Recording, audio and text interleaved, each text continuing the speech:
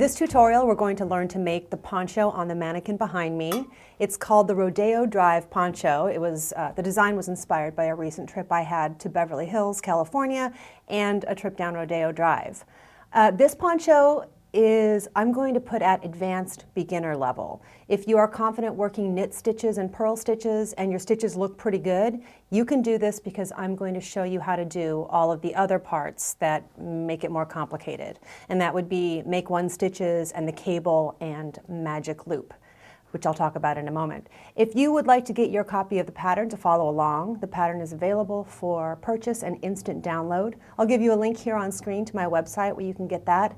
There is also a link in the video description below, just below the video, to my website, and also to Ravelry, where you can buy it directly from there and save it to your Ravelry library. This is a pretty simple pattern, and the thing about this pattern, the thing that really makes it lovely, are two things. Two things make it lovely. One is nice stitches. So that's why I want you to be an advanced beginner and not still trying to find your tension or whatever. Just pretty even stitches will make this nicer. Also, if you use an animal fiber yarn, it tends to be more forgiving with tension issues. So if you have little tension issues, they won't be a big deal. The second thing that makes this poncho really stunning is the yarn. I don't often call for luxury yarns in my patterns, but this is one of them.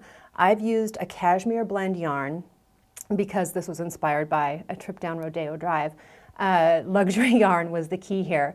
I list out in the pattern on my website and in the video description below the exact yarn that I used. It's a cashmere blend and it's really reasonably priced. So you can have a really luxury yarn to work with that you're really going to enjoy and not break the bank with it. So that's the yarn. The needles for this, okay, in a perfect world, of course, you have every needle size, every needle cord length, everything else, right? But I'm going to assume that you don't. This uses circular needles because it's knit entirely in the round. And ideally, I don't expect you to have this, but ideally you will have 16-inch circulars, maybe 24-inch circulars, and 32-inch circulars. But I realize most people don't have all of that or all of those interchangeable sets. So I'm going to show you how to work this entire pattern on just one length of cord, a 32-inch circular needle. And the pattern starts out small at the neck and it increases down until you will eventually be using, you will need the 32-inch circulars by the time you finish the pattern, the poncho. I said that this is called Rodeo Drive Poncho, and the reason I was inspired by this was I was in Los Angeles recently shooting video at the YouTube space there, and Parker, my producer, and I went down to Beverly Hills and then to Rodeo Drive. And to be honest, I wasn't really that excited about Rodeo Drive because I do not give a fig about designer labels, and this is kind of the mecca of designer labels shops in Los Angeles. But I was so pleasantly surprised because I loved it. And it didn't matter that these were designer labels. What mattered was there were so many examples of great design everywhere. And part of that great design was a cashmere poncho that I saw, and pretty much right after I got home, I started designing the pattern for this. Okay, so, oh no, I still have to talk about one more thing, swatching. You definitely want to swatch before you start this. And I give you instructions for making this cute little swatch with the garter stitch border. I'll give that on my website and in the pattern in the video description below, as well as in the pattern. You want to make sure that you're getting the same number of stitches per inch or stitches over 10 centimeters that as I am, so that your poncho turns out the same size and not huge or tiny compared to mine. And what you're going to do is knit up a swatch following the instructions. You can start with the same needle size that I used, but your needle size may need to change, and there's no shame in that. We all knit at different tensions. You might be a tighter knitter or a looser knitter than me, and that's okay. We can adjust that with the needle size. So you'll knit up your swatch. You'll follow the washing instructions on the yarn label to wash and block or dry your swatch. And with this yarn that I used, I hand washed it in wool soap and set it out flat to dry. And then once it's dry, you measure the number of stitches that you're getting per inch. If you're getting too many stitches per inch, you want to go up a needle size to make your stitches bigger so fewer of them fit in an inch. If you're getting too few stitches per inch, you want to go down a needle size to make your stitches smaller. And this is all explained in the pattern as well. So you need your pattern, yarn, needles, and the first thing that we're going to start with next is using the magic loop method.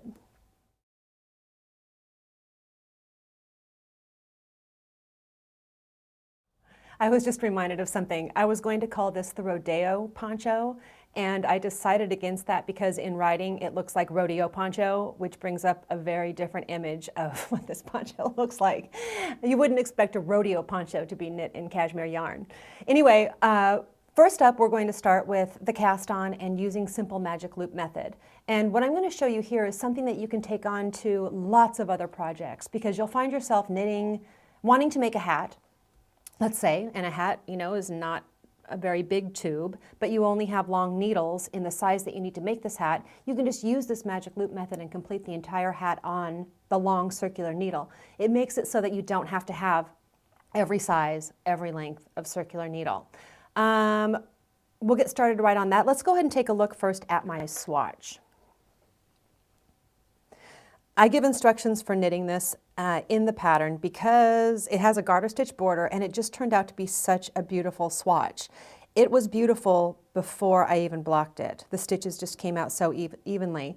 And looking at this and seeing how nice the stitches look, this is a good argument for using a luxury yarn sometimes. Also with this yarn, the cashmere does what is called blooming. It blooms as you knit with it. The yarn looks really plain and just like a regular worsted yarn until it passes through your fingers. Then the cashmere fluffs out, or that's what blooming is. It fluffs out or blooms a little bit, and it gives just barely a halo on the knitted piece. And when I say luxury yarns, I guess I should maybe explain this a little bit. I would say if you don't want to use the yarn that I used here, another cashmere blend would be fine, of course, or a merino or an alpaca would also add a nice halo to the finished piece. Anyway, let's look at an ideal situation here with getting started. These are 16-inch circular needles, and I happen to have an interchangeable set, which I am really glad I invested in. And it's an interchangeable set where the needle tips are really short. You see this here? They're really short to accommodate the short 16-inch needle. I'll give you a link to this Knitter's Pride needle set in the video description below. It wasn't very expensive. It ended up being a pretty good investment. And so to get started on the pattern with 16-inch circular needles is really easy. And it's just a matter of joining in the round. And please note, I am using much bigger needles and much bulkier yarn than the pattern calls for so that you can see what I'm doing. So I've cast on my stitches and I use the Longtail cast on method. I'll give you a link to this cast on method here on screen if you're not familiar with it, just kind of a standard cast on. I'm going to make sure that all of the knots from the cast on are on the inside of this loop so it's not twisted. I'm going to get my working yarn on the outside. Grab a stitch marker, put it on the right needle, make sure the stitches are all close to the tip of the needle and not twisted, and then just start knitting. I don't do anything fancy when I join.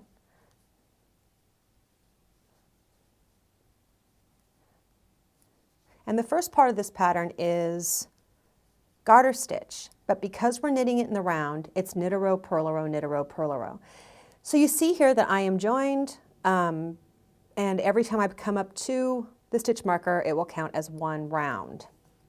Something I want to show you, you see here that I do have a gap at the join. This is not an issue unless it's really huge. At subsequent rounds, this will disappear. Okay, so that is an ideal world where everyone has 16-inch circulars. Let's get started on this with 32-inch circulars. So you see, my stitches here are never going to fit around on a cord this long. That's where magic loop comes in. I have the same number of stitches cast on as I did for the short needles. The first thing I want to do is find a spot somewhere kind of in the middle of the stitches, it does not matter, and pull the cord long right there so that your stitches all end up close to the tip of the needle. and I'm going to get them very close to the tip of the needle. And now I want to make sure that nothing is twisted, and I can see that all of my knots are facing down. The working yarn is coming from the back needle, and the needles are facing to the right. This is the magic loop starting position. You get yourself into this position, and then magic loop is a breeze from here on out. So extra cord is hanging here, needles facing to the right, working yarn coming from the back needle. Grab the back needle and pull it long. See there? Now I have cord coming from 2 different spots.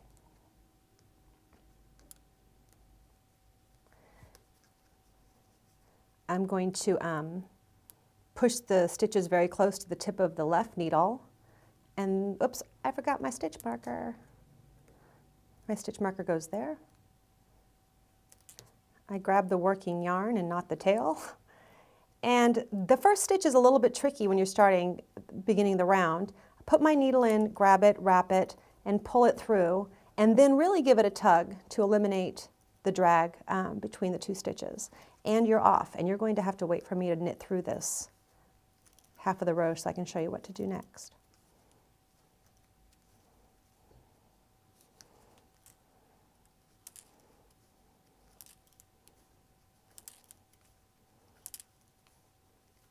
The little metal stitch markers hitting the paper.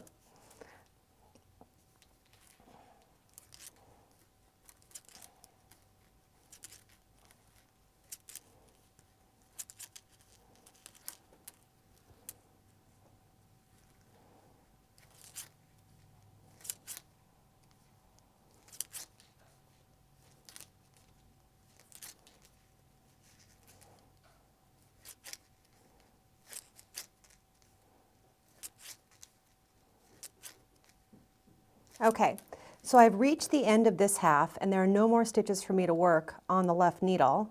So I essentially turn the work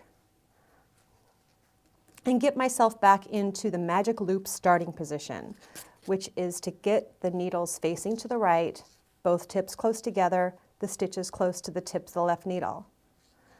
And then, just like I did before, I pull the back needle long, and then get going again. And this one's going to be easier to start because I'm not joining in the round this time. And that's it. That's how you work magic loop. Let me try to make this visually a little easier to understand. I have extra cord coming out of 2 sides, and my stitches are all kind of in the middle as I work across. Once you get the hang of it, it's pretty easy.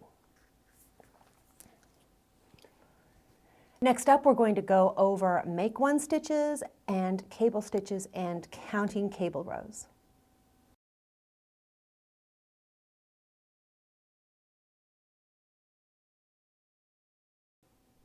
Once you get past the neck border, which is just knit a row, purl a row, that's when you start the meat of the poncho. And really things stay the same.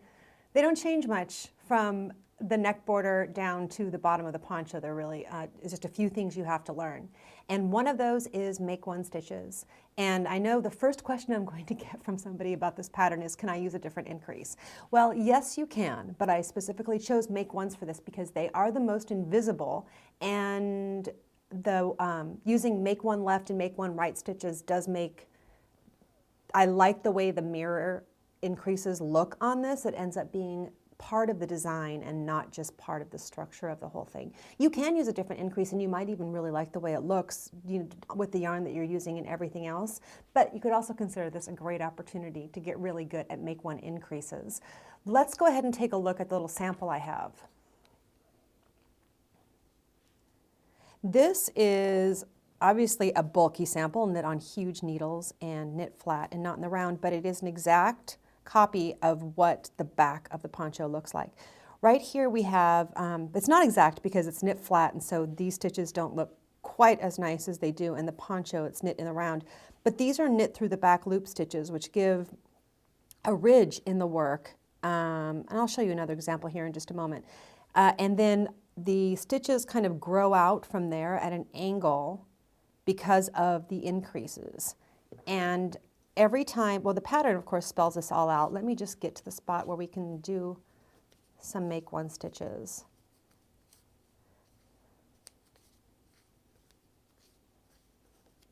The very center back of the poncho is the beginning of the round. And every time you come up, or following your pattern, when you come to an increase row, you'll knit to one stitch from the marker, and we want to do a make one right on this side of the marker and a make one left on this side of the marker because they lean and we want it to be decorative. To do a make one right, you want to pick up the bar between two stitches, and it's pretty obvious, it's right there. This is bulky yarn, but it still is pretty obvious when you're doing it in the poncho with the size needles and yarn that we have there. So I'm going to pick this up from back to front with the left needle, from back to front. And I actually am more coordinated with my right hand. I usually pick it up with my left needle and hand it to my, backwards, I pick it up with my right needle and hand it to my left needle. So that's how it's going to be looped over the needle. We're going to knit this through the front loop, the normal way of knitting, which is tricky. Make one stitches can be tricky because you have to put a twist on the stitch to keep there from being a hole. So I'm going to knit this through the front loop like this.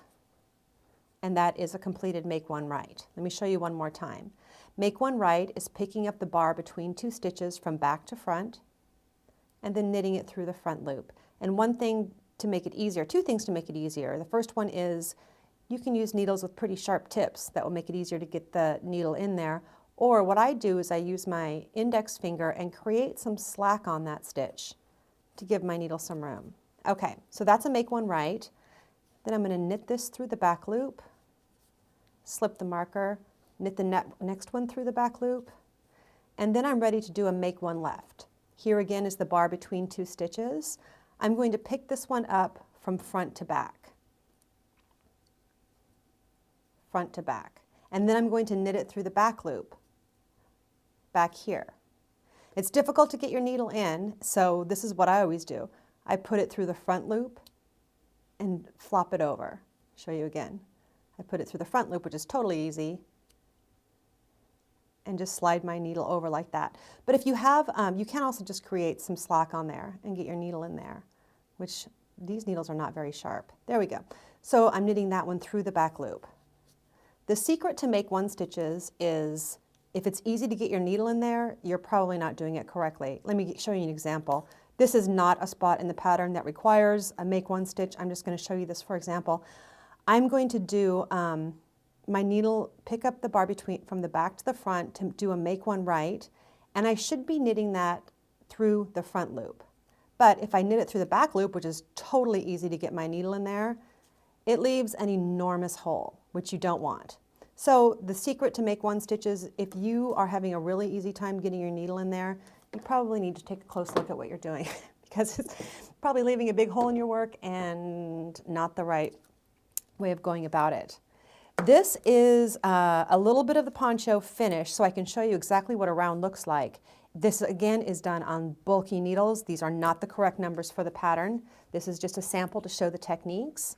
I'm going to get myself up to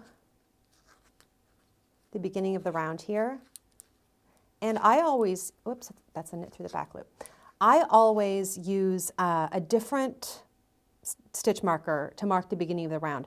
I have the tail hanging here, which can remind me, but I always use a black stitch marker. That's just my thing. Anything different will do though. So at the beginning of the round, I'm going to do a knit through the back loop, and then because the row that I'm on, I'm going to do an increase row for you, I'm going to do a make one left. So I pick up the bar from the back to the front and knit it through the back loop. And then I'm going to knit up to the next marker. The setup row after the neck border will tell you where to place all these markers because we're going to get to the gentle shoulder shaping.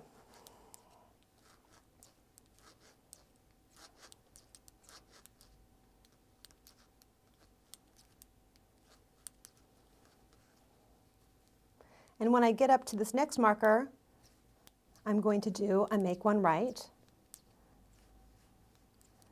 which is picking up the bar from the back to the front and knitting through the front loop, and then slipping the marker from the left needle to the right. I'm going to knit up to the next marker. These next two markers are both, this one and this one, the two orange ones there, these are both shoulder shaping markers. And this is all spelled out clearly in the pattern. Slip that marker, and now I want to do a make one left. So I'll pick it up from front to back and knit through the back loop.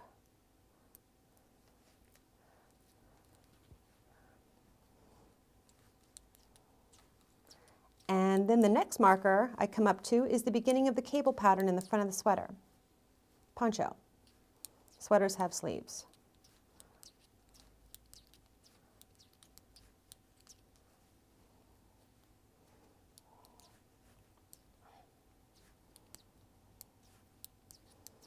And the rows for the cable are all clearly spelled out in the pattern. I'm going to show you quickly how easy cables are to work. This is another increase spot, so I'm going to do a make one right, picking up the bar between the stitches from back to front, knitting through the front loop, slipping the needle from the left needle to the right, and then really the only thing you have to know about, you know what I don't have is my cable needle. Cables look twisted because they actually are. There we go. I'm sure that noise was unpleasant. I'm sorry. So I have my cable needle. Cable needles come in all shapes and sizes. I like these little short wood needles that are a little bit thinner in the middle, a little bit thicker on the outside edge. It's so you can slide stitches on there and let it hang and it won't fall out. These are my favorite ones. I'll give you a link to these needles. I think they're available on Amazon. I'm going to slide 3 stitches to the cable needle, and they're held securely there, and put that in the back of the work. Then knit 3 stitches from the left needle, and go back and then knit the 3 stitches from the cable needle. That's all cables are. You just put a few stitches on the cable needle, ignore them, and then knit them, and that's all a cable is. And the cable pattern is an 8-row repeat. You will need to keep count with a row counter to make sure, you're on the right row for the cable. The only difference in the 2 different cable twists we have is sometimes you put 3 stitches on the cable needle, the first 3 stitches, and sometimes you put the last 3 stitches on the cable needle. That's the only difference. Or the middle 3 stitches on the cable needle. It's all in the pattern. That's it. That is the trick to working a cable. Let me get past these cable stitches, and then I want to show you one more thing.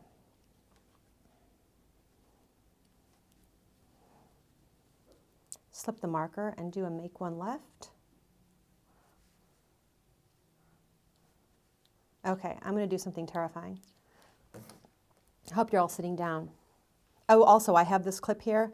When I first started the cable, I wanted to make sure I knew, with all of these markers going on, which was the cable twist. Now that I have a couple of inches here, it's easy to see. I can take this marker out, but it was helpful.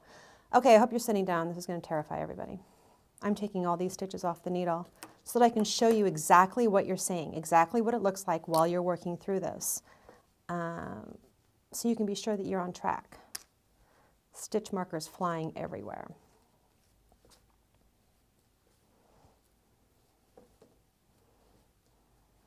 It was pretty fun, really. Reckless abandon, I think that's what this is called. Okay. It was hard to see when it was on the needle, that's why I'm doing this. Okay, here is the back center of the poncho. You see we have these prominent knit through the back loop stitches, and the stitches seem to be growing out of this spine because of the increases, and we get a natural shape to the neck border because of the increases here. You travel along. Here we have more increased stitches. This is the gentle shoulder shaping that happens in the poncho. Okay, then we travel along and we have the cable stitches. And we have more stitches growing out from the cable because there are increases happening on either side of the cable. We travel along, we have more shoulder shaping to match the other side, and then we're back at the back center of the poncho. You're going to follow your pattern. Of course, the shoulder shaping doesn't go on forever. After I don't know how many rows, it's all listed in the pattern. After you finish the shoulder shaping, the pattern will tell you to remove those markers and just knit straight past there without any more increases. That is really the bulk of how to work this. It really isn't very complicated. And next up, I'm going to show you how to attach a new ball of yarn and measure for a new ball of yarn, a few different things.